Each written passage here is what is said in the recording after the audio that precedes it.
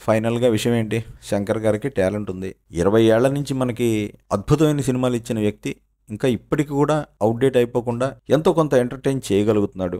ఆ రెస్పెక్ట్ కూడా జనానికి ఉంది.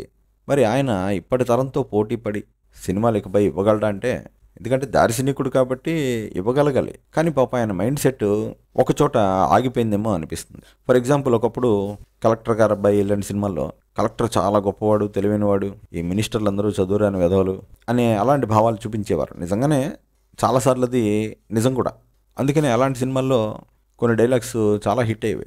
నువ్వు 5 సంవత్సరాలు మాత్రమే మినిస్టర్‌గా ఉంటావు, నేను బతికున్నంతకాలం కలెక్టర్‌గా ఉంటానని. దాదాపు అదే డైలాగ్ ఈ సినిమాలో పెట్టేశాడు. కలెక్టర్లు మరి అప్పుడు విలువైన వారే, ఇప్పుడు విలువైన వారే. కాకపోతే కాలం మారాక ఏం జరిగిందంటే, ఈ రాజకీయ నాయకుల డామినేషన్ ఎక్కువైపోయి మిగిలిన వాళ్ళ విలువ తగ్గిపోతుంది.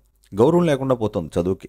విద్య కలుగువాడు పసిడి కలుగు అని బానిస కొడుకులనని మన వేమన గారు అన్నట్టుగా ఎంత చదువుకున్నా దుర్మార్గుల సేవ చేయాల్సి వస్తుంది చాలామందికి. సో మరి పాపానికి భయపడకుండా నానా అడ్డమైన పనులు చేసేవాళ్లే హీరోలు అయిపోతున్నప్పుడు నీతి అంటే ఏమిటి, న్యాయం అంటే ఏంటి, అది ఎందుకు అవసరం అన్నది జనం మర్చిపోతున్న రోజుల్లో, ఆ నీతి పాటిస్తే నాకేంటి లాభం అని జనం అడుగుతున్న రోజుల్లో దుర్మార్గుల్ని దుర్మార్గులుగా చూపించడం శంకర్కి కష్టమే. ఎందుకంటే ఇప్పుడు హీరోయిజమే దుర్మార్గం అయిపోయినప్పుడు ఇక విలన్గా ఎవరిని చూపిస్తాం?